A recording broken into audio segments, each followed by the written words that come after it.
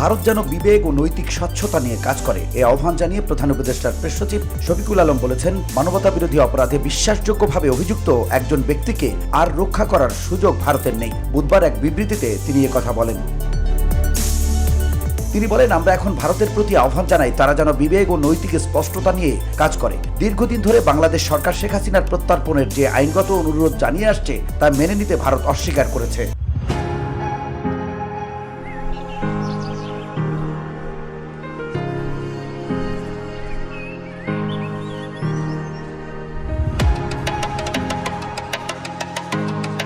তিনি আরো বলেন, এই অবস্থান আর গ্রহণযোগ্য নয়। আঞ্চলিক বন্ধুত্ব, কৌশলগত হিসাব কিংবা কোনো রাজনৈতিক উত্তরাধিকার কোনো কিছুই বেসামরিক নাগরিকদের পরিকল্পিত হত্যার অজুহাত হতে পারে না। নিজের ভেরিফাইড ফেসবুক অ্যাকাউন্টে দেয়া এক পোস্টে প্রেস সচিব বলেন, যখন বিবিসির মতো একটি বৈশ্বিক প্রতিষ্ঠান বাংলাদেশের সংঘটিত অপরাধ উদ্ঘাটনে তাদের পূর্ণ তদন্ত সক্ষমতা কাজে লাগায় তখন বিশ্বকে তা আমলে নিতেই হয়। তিনি আরো জানান, বিবিসির ইনভেস্টিগেশন ইউনিট বিবিসি-আই এর মধ্যে প্রাক্তন প্রধানমন্ত্রী শেখ হাসিনার রাষ্ট্রীয় মদতপুষ্ট হত্যাকাণ্ডে সরাসরি সম্পৃক্ততার বিষয়টি নিশ্চিত করেছে।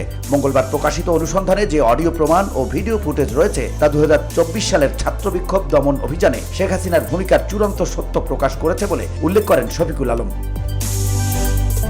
তিনি বলেন, সাধারণ মানুষ শেখ হাসিনার বিরুদ্ধে গণহত্যার অভিযোগ তুলেছে, এটি এক বিষয়, কিন্তু বিশ্বজুড়ে স্বীকৃত সম্পদ সমৃদ্ধ এবং ফরেনসিক দক্ষতায় পারদর্শী বিবিসির মতো একটি আন্তর্জাতিক গণমাধ্যম যখন স্বাধীনভাবে তদন্ত করে এসব অভিযোগ অকাট্যভাবে তুলে ধরে তখন তা ভিন্ন মাত্রা পায়।